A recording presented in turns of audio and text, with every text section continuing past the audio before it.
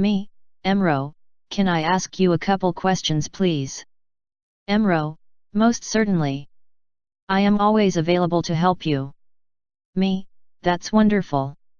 Well, I couldn't help but notice your likeness to our lions, the animals, and I wondered what was up with that. Ivo told me that all animals are representations of humanoid races out there in the galaxy, is that correct? Emro, it is correct. These animals have a specific task upon your Earth. And that task is to hold the energies of their home suns and planets while upon your planet.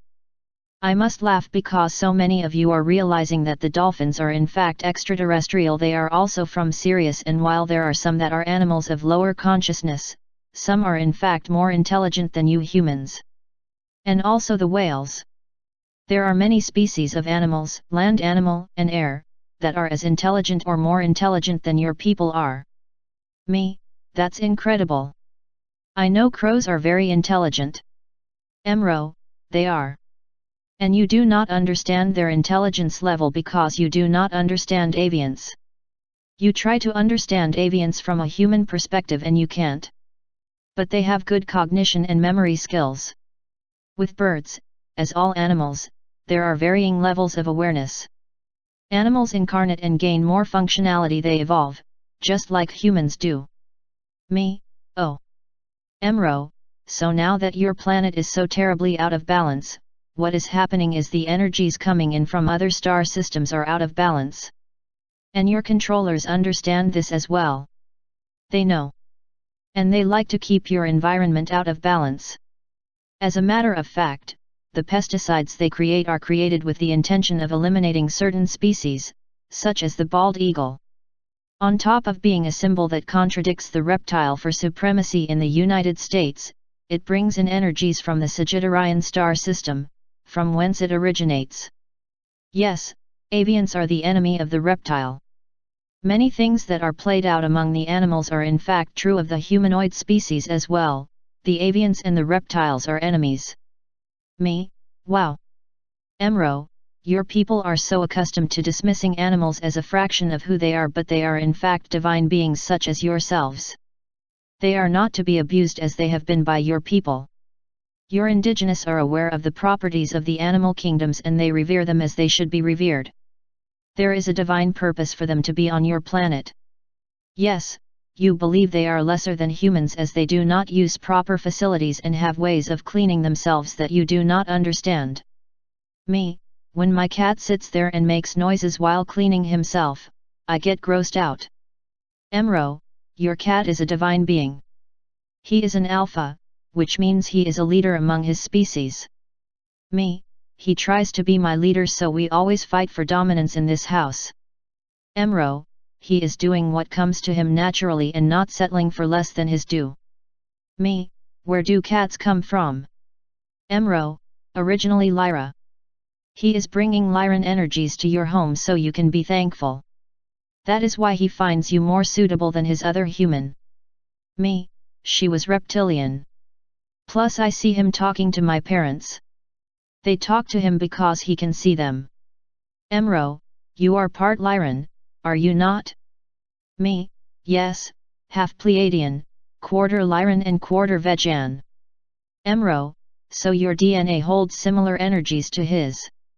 Me, Emro, I challenge you to make a nest for yourself as finely woven as a bird's.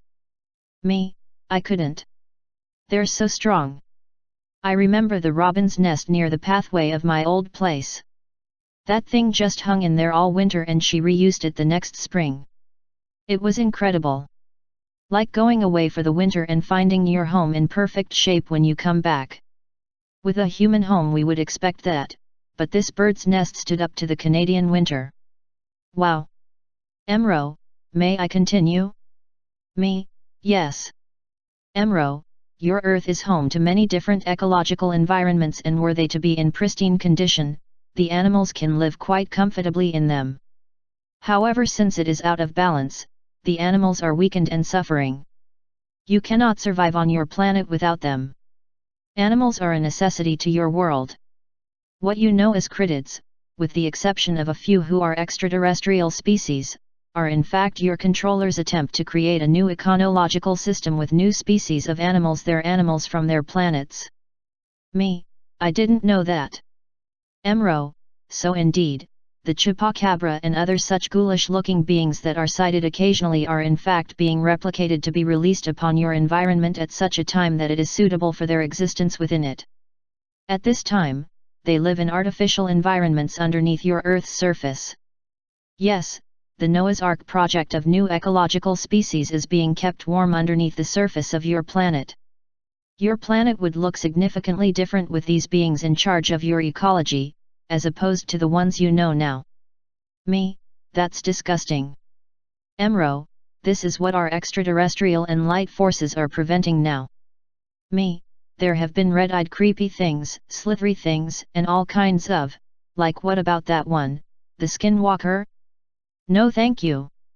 Emro, these are not in alignment with humans. Your current animals are, but you must care for your environment, otherwise suffer their deaths. Every animal death is your people getting closer to death yourselves. Many do not realize this, but the termination of these species of life is your termination as well. Me, I think some people know, but big business has to get in line. Emro, at one point in time, Earth was a balanced planet. You have noted some change in some of the species since the 1800s, with your museum taxidermy samples. Yes, some species have changed. It was change or die. So they changed. They mated with hardier species that would help to strengthen their breed. The animals are very aware of what's happening, it's the humans who are not. And everything is down to you, not the animals. They're at your mercy. Many are simply fed up and leaving. That's another reason species go extinct. Me, yes. It's sad. Emro, we watch over your lions. The colonies are shrinking as their terrain continues to dwindle. Lions will only reproduce according to how much viable space there is to live in. If there is 1,000 of a species of lion, but only room for 1,100, then only 100 will be born that year. If that does not change, then the numbers will continue to drop every year. Space must be made for these beings to thrive. And this is being taken away by humans. Too much removal of trees is a part of the problem. Also, the animals are aware of roadways that they don't wish to cross, so they hem themselves into still smaller spaces. You did not realize this. How many animals do you see crossing the road? Me, not that many. Emro, this is why. They also do not like to live hand in hand with humans and stay away from you as much as possible. They understand your lack of respect for them and see you as being predatory.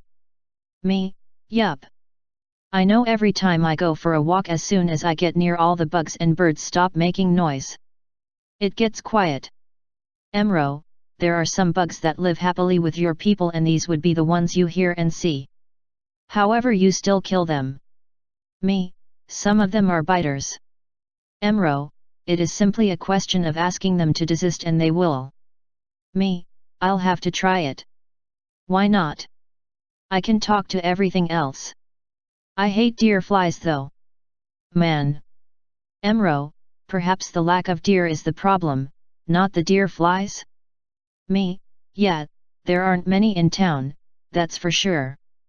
The only deer we see here are Santa's reindeer on a billboard or something. Emro, so that would be part of the problem with deer flies. There are species, like the raccoons and coyotes, who will live in an urban environment. Me, yes. They don't bother me. I think raccoons are cute and I've seen coyotes walking down the road. Thought it was a dog. Emro, so they have learned to adapt, it is adapt or die. That is why there seem to be so many more of the skunks, raccoons, squirrels and coyotes, because they have adapted to living with you. There are other animals that attempt to, like sharks and alligators, but they are less welcome. Me, yes. So the animals are thinking, if you can't beat them, join them. Emro, do you see the problem then? Me, I do. Emro, your roadways and pesticides are the biggest of the problems. Me, I can imagine how the pavement would smell to an animal. It stinks when they pave roads, so I'm sure on a hot summer's day that smell is probably more than an animal can bear, because they have more sensitive noses than we do.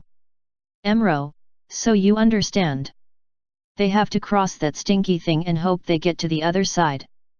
With fledglings it is more difficult. Your people need to stop encroaching on wildlife and allow the wildlife to prevail in dedicated areas.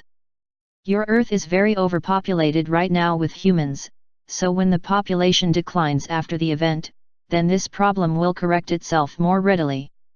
It is that there are so many of you as well. And that you insist on taking natural areas and putting your man-made eccentricities on them. Me, like cars. Emro, for example. I am the voice for the animals of your world. Speak to any of us humanoids and we can tell you what they are contending with. Me, what about domesticated animals? They don't seem too affected. Emro, they were long ago, and again they have learned to adapt or to not survive. Me, so like dogs and cats. Emro, yes. But we wish you would stop having fishes. Me, I used to. Emro, they suffer in your aquariums. They live in schools and often you only have one or two, so they will fight for dominance. In a school there is one dominant fish and the others follow. Me, oh, I see. Emro, when you have two, they will fight to see who is the follower and who is the leader. This is not necessary in the wild where they will simply have their own schools. We won't even discuss your zoos. They are a travesty. Me, no please don't. I could always feel their feelings and I stopped going to zoos when I was a teenager. I couldn't take looking at them caged up. Emro, some adapt. They wish to die off but your people artificially inseminate them. So they are forced to reproduce because the babies bring in more money for the zoos. All zoos must be banned. They are heartless. Me, I agree. Emro, it's been wonderful. I will produce this video and will speak again. Emro, I am at your service. I am touched by your graciousness. For everyone out there, be sure to check out Emro's first few channelings on my website, the link will be below.